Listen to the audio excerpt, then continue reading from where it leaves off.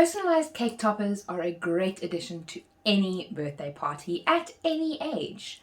They're really easy to make, and I'm going to show you how in today's video. So, my name is Kelly, and let's get clacking. As always, we're going to start in Silhouette Studio, and we're going to start out by writing Happy Birthday and picking a font. Now, of course, you can do this with Happy Birthday Robin, Happy 18th Birthday, Happy whatever you want. So we're going to open the text tool by pressing T. So we're going to write happy, and then the next line, birthday, and then I'm going to go to the text style panel, and I'm going to choose a font. Now, if you know me, you know that my favorite font is Mermaid. So we're going to use that one, make it a little bit bigger. What I'm also going to do with this font is I find that it tends to be a little bit thin in certain places. So I'm actually going to do a slight offset, much smaller than that. So let's say 0.05, just to make it a teensy little bit thicker.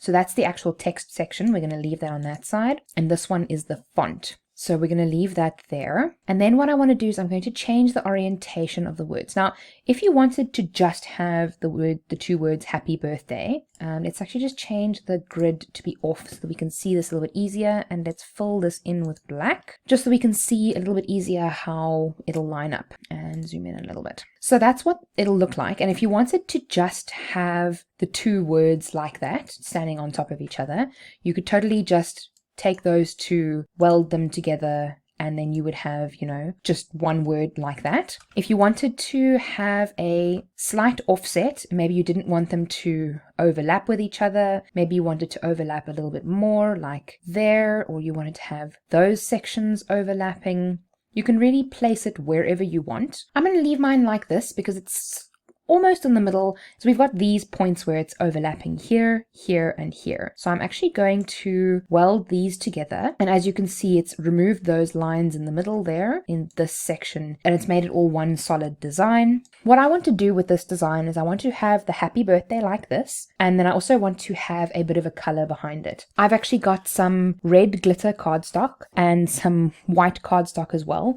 So the happy birthday, what I'll do is I'll do that in the white cardstock, and I'll stick it onto the red cardstock as the background. Now, in order to achieve this, we're going to need to use the offset tool again. So let's navigate to the offset panel, and we're going to use the offset. Now, this offset is not big enough. What I would prefer for this is a bigger offset. So I'm going to actually increase it here. You can use the slider until you get to an offset that you're happy with. So I think we're going to do an offset of about 0.9, somewhere around there. It really comes down to personal preference. If you want just a tiny offset, then you can do it like that. Like I said, I want a little bit of a bigger one, so I'm going to leave it like that. When we're going to be cutting out of the white cardstock, we need to cut out happy birthday. So we take the offset away, and I just want to group all of that because the dot of the I is then loose. Let's just group that together. Now, we obviously only need one of these because we're going to be cutting the white cardstock. But when it comes to cutting the happy birthday, if you want glitter cardstock on both the front and the back, then you would need to duplicate this, flip it horizontally, and cut one facing in each direction. This one has white at the back, so it's not the most ideal setup. What you could do is you could even cut something else to go behind there. But in this case, I'm going to make a duplicate of that by clicking Control and down, and I'm going to flip this horizontally because obviously that will then mirror imaged on that side, and then we can cut those on the glitter cardstock. So let's cut the happy birthday first, this one, and then we're going to cut this one as well with the glitter cardstock. When it comes time to cutting your glitter cardstock, what I always do with this type of cardstock is I cut it glitter face down because it's a lot easier for the Cameo to cut into this back section than it is to get a grip on the front one. I put it face down on my mat, and typically you need quite a high blade depth and quite a high force. You might even need 2 or 3 passes to go through this because it is slightly thicker than normal. I mean, this is the stuff that I got at P&A. It says glitter paper A4 assorted. It was 26 Rand a page. I got it quite a while ago.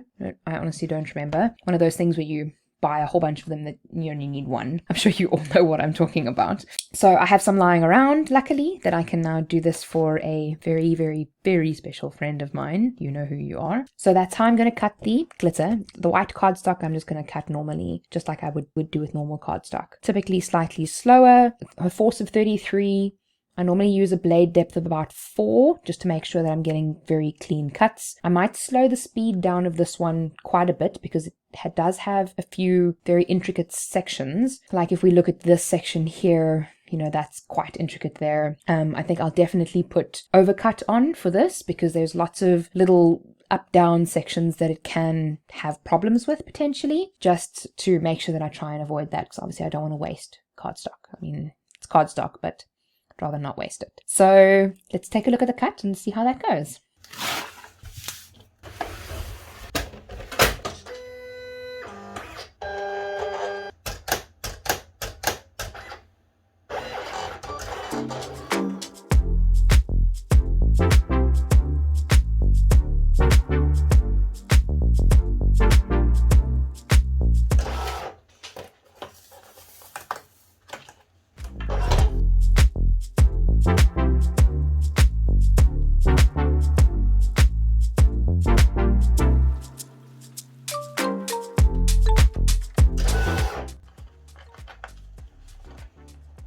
So we can see here that it hasn't actually cut all the way through. It looks like it's a good cut, but if we lift it off, we can see it hasn't cut all the way through. And obviously when I lift it off, I can see it quite clearly. So I'm just going to kind of press this down a little bit more.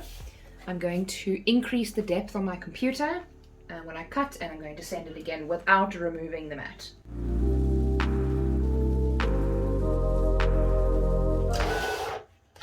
Okay, that's cut all the way through beautifully. We can unload. Now we have all our moving pieces. Let's take this off the mat. We can quite easily take that off there. As you can see, there's no glitter stuck onto the mat at the end. Even though this is pretty much a brand new mat, I've only used it a couple of times. There's no glitter on there, so it actually works beautifully. Then put our protective sheet back on, and we can now detach this from the glitter page. There we go, it came off. No fuss, no fuss. And then we've still got some more glitter page to use. Then we have this one, the happy birthday. This will come off quite easily, but I like to work with these quite gently just because of the nature of the cardstock. Okay, so that is out. Then all of these little pieces we can just get out a lot easier.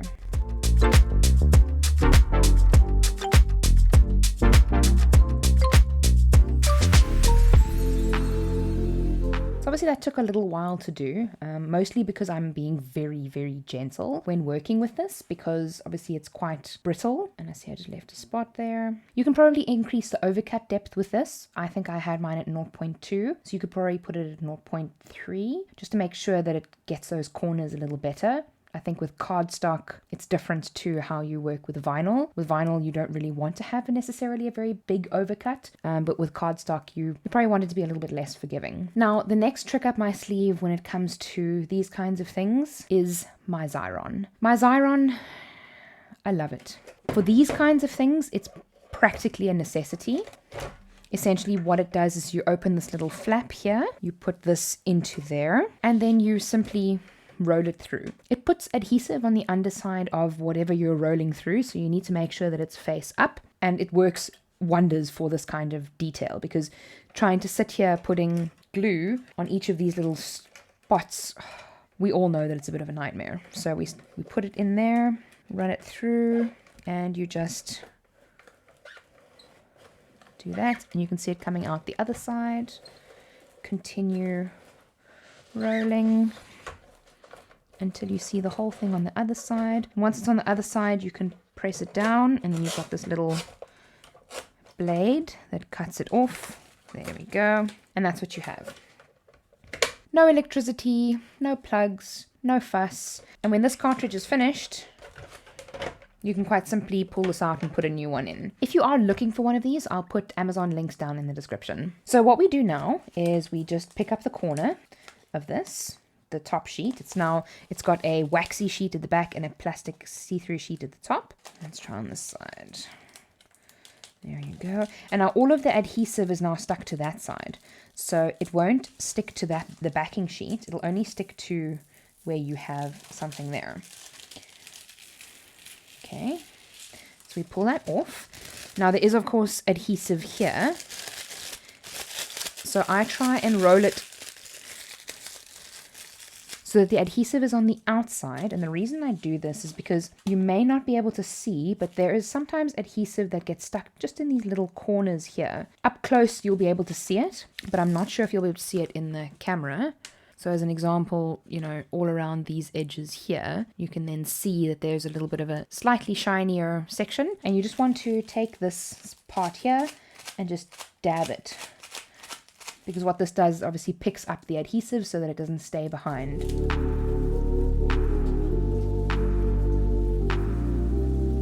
So that looks pretty good. I'm happy with that. What we're going to do now is we're going to put this onto this section. Now, of course, if you don't have a Xyron, then obviously that section will probably be a little bit different. You'll obviously have to flip it over and put all the glue on from the other side. A little bit of a pain, but manageable, I guess. Okay, so I'm just going to take this off. This lined up very nicely. You don't have to really worry about it sticking down immediately. You can kind of reposition it a little bit in the beginning. So that's another reason why I like using this, because it doesn't stick down hardcore the first time. So you've got a little bit of, it's a little bit forgiving. Okay, so that looks good. Maybe that section would be a little bit higher. Okay, that looks pretty good. I'm just going to add in the dot on the eye.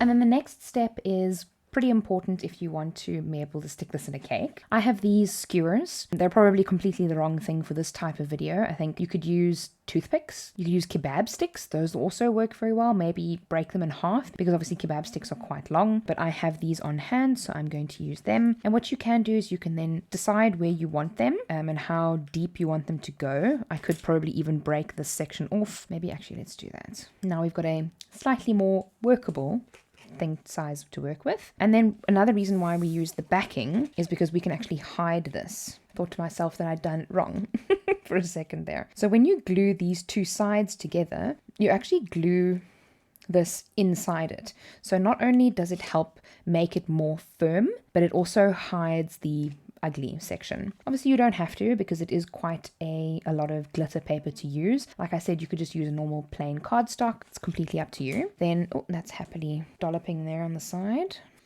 Anyway, doesn't matter. I like to glue it right around the edges. And then a nice line through the middle and a nice line through here as well. Okay.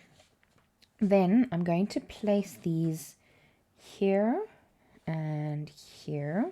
Now you want to make sure that when you line them up, that they both end at the same section. So when you're putting your happy birthday down, how do you want it to look? Because obviously how you place the skewer sticks is how it's going to essentially be easy to line it up in the cake. So I want mine like that. So then what I'm going to do now is I'm actually going to add extra glue at the bottom there, some extra glue on the top, just to make sure that they stay in place. Now this glue of course won't come into contact with the cake either, so it's not really the end of the world. Okay, and just make sure this is all tacked down, and we can then add that on the top there. Now what we can do, carefully flip this over and make sure that any bumps that we have are actually on the back and not on the front. Because we want the front to look pretty, but we don't really care about the back too much. And we're going to be careful. That's why we don't put glue right at the edge. Because if we put glue right at the edge, it'll all seep out when you try and close it. So we want to put it a little bit away from the edge, and then it gets all over your desk. What you can, I suppose, even do is just cut a little bit of a slit there to make sure that it kind of lines up nicely. It's also why it's probably a better idea to use toothpicks, because the toothpicks are but a bunch thinner than these ones. That gap won't be as big. But once this dries, it'll be great. So you just gotta kind of be a little bit patient, or use a slightly faster drying glue than the one that I have, or just weight it down. I suppose if you put something on there and you weight it down on all of the sides, then it'll look good. And that is your cake topper. I mean, as you can see, it's very easy to make. You can make these even more extravagant by adding foam. You can add little embellishments onto them. You can really go wild with these, but this is pretty much the base version of how to do a cake topper. If you do like this video, please give it a thumbs up, because then I know to maybe do other cake topper videos in the future where we go, take one step further, try out different things. I think that would be quite fun. Have you ever made a cake topper? Let me know in the comments how it turned out and what you did to make it different. Thank you so much for watching the video today. Subscribe to my channel for more Cameo and non-Cameo related tutorials in the future. I'll see you in the next video. And remember, be kind to someone today. See you soon.